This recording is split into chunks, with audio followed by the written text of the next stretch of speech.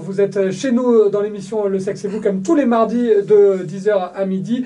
Sophie Caldier, évidemment, notre sexologue rochelaise, est avec moi. Et aujourd'hui, on a un invité, Bertrand Barré, qui est coach professionnel spécialisé dans les relations intimes et l'équilibre vie professionnelle, vie personnelle. Ça va, Bertrand? Tout va bien. Les premières minutes ont été difficiles, non? Ça y est, je suis décontracté. Avec un petit d'ailleurs stretch, en plus, c'est parfait pour se détendre. Sophie, les solos de guitare, là, comme ça, pour faire l'amour, c'est très bien, non? Bah déjà le slow, ouais, c'est bien. Un petit d'ailleurs Petit stretch. rapprochement, avant tout de suite faire l'amour. Bah oui, non, effectivement, je sais, mais là, c'est à la fin de la chanson, donc les préliminaires, c'est pas après, Sophie. C'est vrai, c'est vrai. 5 C'est des minutes. post-minaires après. 5 minutes de chanson, ça fait effectivement toujours son effet pour des préliminaires. On parlait avec Sophie d'ailleurs dans une précédente émission, Bertrand, des chansons par exemple de Barry White ou encore de Stevie Wonder, de Marvin Gaye. Quelles sont les meilleures chansons, Bertrand, pour faire l'amour?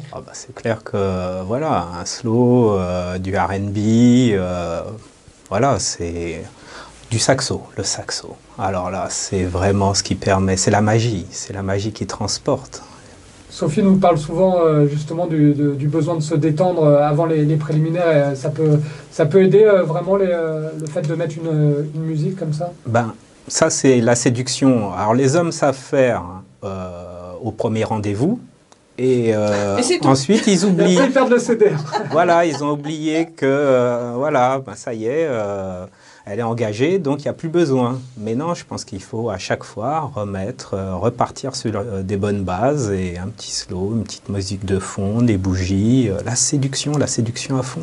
Acheter de grosses bougies, pas les petites bougies, comme ça on peut s'en servir pour une prochaine fois, Sophie. C'est ça, exactement. Alors on parle aujourd'hui de l'importance de trouver un équilibre dans cette société moderne entre la vie privée et la vie professionnelle.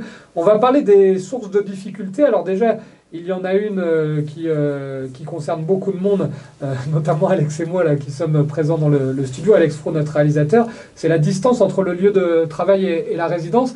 C'est vrai que dans une société où on manque de temps, si en plus, Bertrand, on doit rajouter la distance à parcourir pour rejoindre le domicile ou le lieu de travail, c'est compliqué. C'est clair. Moi, sur Paris, je le ressens encore plus. Donc, RER, transport, la voiture, les embouteillages. Donc, tout ça, c'est du temps en moins pour le couple, c'est du temps en moins pour soi. Et c'est important de trouver, lorsqu'on est en voiture, un moment de temps justement pour décrocher, par exemple en mettant un MP... La radio. Voilà, la radio, entre autres, mais aussi un bouquin audio de développement personnel, quelque chose qui permette de détendre et qui permet de passer à autre chose, en fait. Et pareil, dans les transports, c'est aussi se détendre, penser à autre chose et décompresser avant d'arriver à la maison, pour ne pas arriver avec les valises du travail et des difficultés du travail à la maison. Et c'est compliqué, Sophie, parce que toi qui as été, comme Bertrand et moi d'ailleurs, habitante de Paris ou de la région parisienne, ce temps de transport qui pourrait nous permettre de décompresser, que ce soit dans le métro, dans la voiture ou quoi, généralement c'est encore une source de pression et de stress supplémentaire. Oui, le métro surtout, effectivement. Où on est même les embouteillages. Oui, oui, c'est sûr, les embouteillages. Oui, mais je pensais plus au transport, moi, j'étais plus sur l'écologie, tu vois, j'étais partie. Mais effectivement, alors moi qui pratique un peu d'auto-hypnose et qui fait de l'hypnose en cabinet également, j'ai réussi après à pouvoir faire de l'auto-hypnose les yeux ouverts dans le métro. Et donc à faire abstraction de tout ce qu'il y avait. Mais bon, effectivement, il faut quelques séances de pratique. Tu dois passer pour une folle là-bas. Non, parce que personne ne voit en fait. Et t'as pas les yeux figés du coup? Non, pas forcément. Non. Ça, faudra que tu nous l'apprennes dans une prochaine émission. Ça m'intéresse. Non, mais donc voilà, tu as des petits trucs comme ça, ou des bouquins effectivement audio, ou même un bon bouquin tout simplement, debout ou assis. Bon, c'est quand même mieux d'être assis effectivement, mais tu peux complètement créer ta bulle autour de toi. Après, dans la voiture, c'est une bulle en elle-même, mais effectivement, avec tous les embouteillages, le temps perdu, des fois, ça agace quand même, quoi. Et les retards aussi, quand on prend les transports en commun, ça peut être encore une source supplémentaire de stress. C'est vrai que ça fait un package assez lourd pour les gens aujourd'hui, Bertrand, entre la distance, les horaires de travail, et puis maintenant, il y a le problème aussi du travail le week-end et des jours de repos qui ne sont pas forcément communs maintenant entre les les hommes et les femmes. Ça peut être encore une fois compliqué d'ajuster et surtout de trouver des moments pour la sexualité notamment. Ah, c'est ça, c'est vrai qu'aujourd'hui, quand on est cadre supérieur, quand on est chef d'entreprise, ben, on a son portable, on a son téléphone portable, on a l'ordinateur portable, les mails qui sont là en permanence, les messages qui sont là en permanence, donc on ne décroche pas. Le cerveau, il a énormément d'informations à assimiler, à prendre en compte, et à un moment donné, ben, il n'y a plus de place pour le reste. Donc, c'est être en capacité, à un moment donné, de dire stop. Ok, je prends du temps de qualité pour me déconnecter de tous ces outils et je reprends du temps pour moi et pour ceux que j'aime, en fait. La connexion permanente, comme Bertrand l'a intitulé dans le programme qui a été réalisé avant cette émission.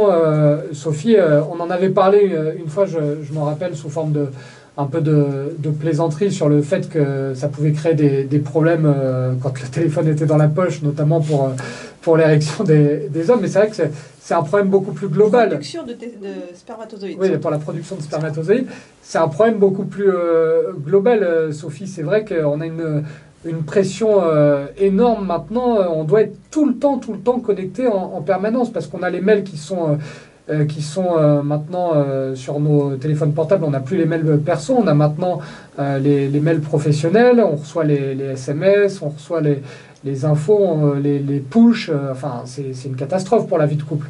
Alors, c'est pas qu'on doit, c'est qu'on s'oblige à. C'est différent. C'est-à-dire qu'on est responsable aussi. À un moment, on peut aussi dire non, c'est bon. C'est pas parce que le patron m'envoie des mails à 22h que je suis obligé d'être connecté sur ma boîte mail à 22h. Hein. Donc, à un moment, il faut couper aussi. Même quand on est auto-entrepreneur, il faut y arriver aussi à couper. Et puis à se dire, non, je passe du temps de qualité. Surtout que je ne sais pas pour vous les hommes, mais en tout cas pour les femmes, dès que le conjoint ou le partenaire regarde le portable, la communication est coupée. C'est comme, si tu avais raccroché. Donc du coup, tu peux pas... c'est tout, elle est repartie, elle, sur sa charge mentale. Et puis il n'y a plus de soirée, quoi. Enfin, ça y est, c'est fini, quoi. Il y a plus le lien, il est perdu. Donc c'est hyper compliqué. Faut vraiment s'imposer, s'obliger à faire des coupures et à laisser le téléphone peut-être hors de la chambre à coucher ou je sais pas, mais en tout cas trouver des petits trucs pour pas perdre ce lien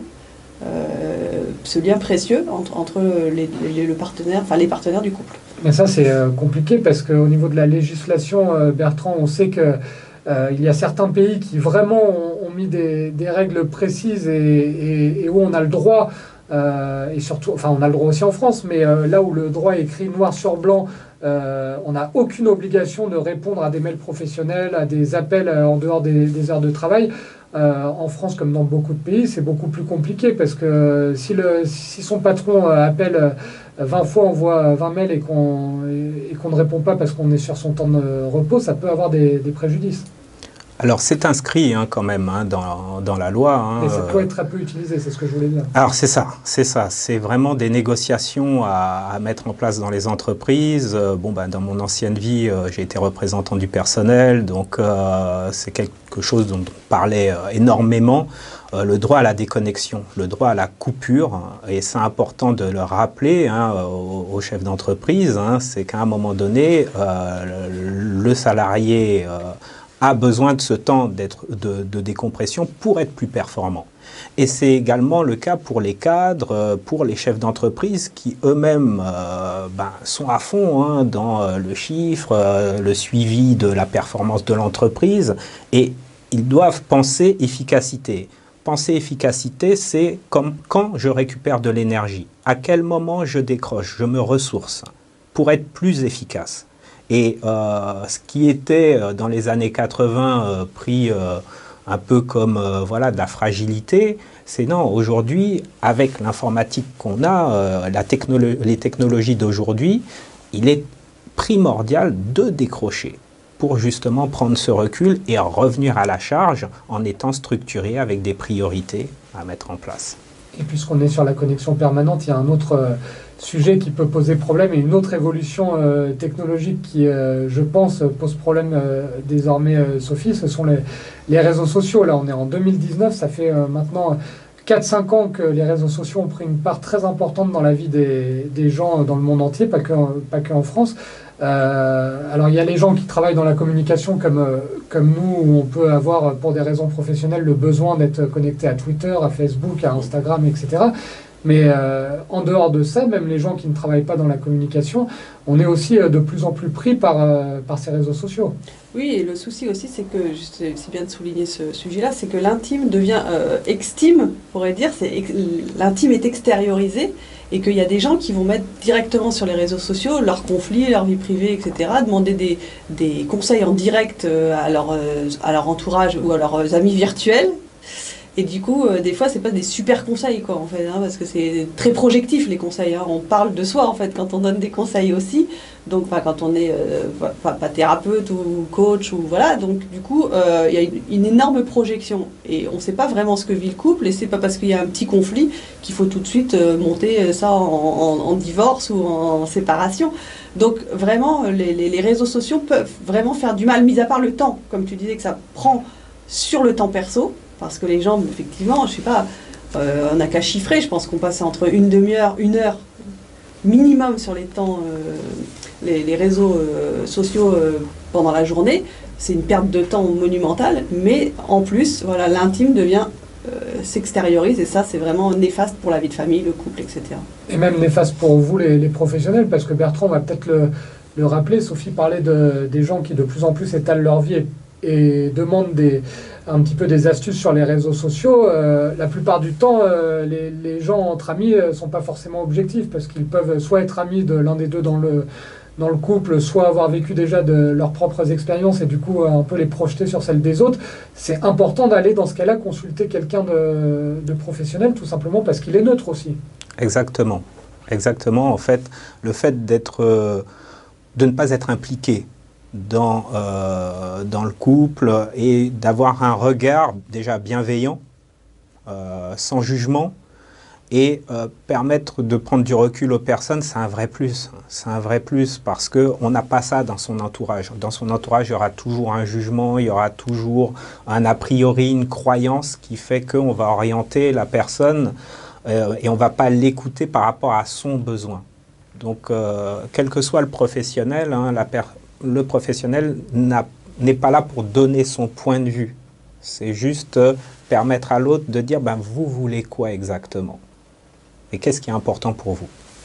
Et il y a cette question de toujours devoir répondre, parce que là, quand on a son patron déjà, souvent sur les réseaux sociaux aussi, Sophie, maintenant, on est presque traqué, parce que si on ne répond pas dans l'immédiat à des posts sur Facebook, sur n'importe quel réseau social, en plus, là, on a la pression aussi par rapport à ça.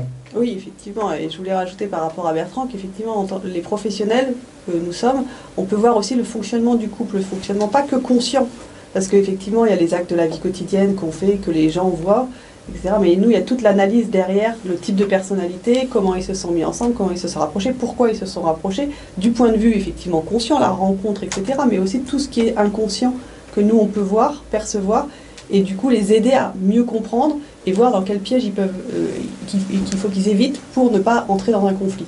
Est-ce que ça concerne d'ailleurs plus les jeunes couples qui viennent vous voir, Sophie, là, toutes ces nouvelles technologies, que ce soit dans le travail dont on parle ou même dans la vie de tous les jours? Est-ce que c'est un problème que tu vois apparaître depuis quelques années? Bah oui, puisque déjà, effectivement, les jeunes sont plus connectés sur leur portable. Et puis, quand tu vas au resto, des fois, tu vois les couples, c'est hallucinant, quoi. Chacun est sur son portable, ils discutent plus. Donc, c'est quand même... Donc, t'imagines et là, c'est au restaurant, donc il y a quand même des regards extérieurs. À la maison, c'est nos limites, quoi. Donc, oui, c'est un peu compliqué. Et quand il y a de l'ennui dans un couple, puisqu'au bout d'un moment, il peut y avoir de l'ennui quand même si on cultive pas son couple, si on ne nourrit pas, bah, du coup, les gens vont le soir... t'as la télé allumée et le portable dans les mains, regarder les réseaux sociaux, tout ça pour pas communiquer avec son partenaire. Et même les jeux en plus maintenant Oui, qui arrivent, là on voit le succès d'un jeu comme Candy Crush par exemple qui peut poser problème. Est-ce que Bertrand, ça arrive de donner ce conseil quand des couples viennent vous voir, de dire alors vous mettez déjà première chose, vous vous mettez en mode avion?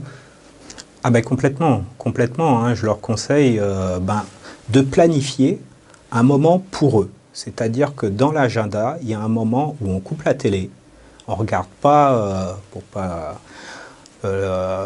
tous ceux qui promouvoient des séries télé, etc. à fond, bah, on déconnecte de tout ça. On prend un temps pour soi, on pose le portable et on échange et on discute. Il y a plein de jeux très sympathiques avec des cartes, avec des questions-réponses où on joue à action-vérité, des choses. Ça a l'air, ça a l'air comme ça un peu enfantin, mais ça crée véritablement un lien, un nouveau lien, et les gens ont besoin de ça. Par rapport aux jeunes, oui. Les 40, 50 ans, ils ne sont pas forcément complètement à fond dans le Facebook, dans tout ça. Mais bon, moi j'ai un fils de 20 ans, je ne comprends plus.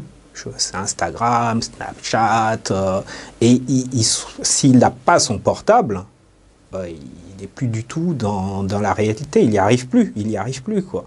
Donc les jeunes couples ont vraiment besoin de ce cadre important de recréer du lien. Et effectivement, je suis d'accord avec Sophie, hein, il y a un moment, il faut.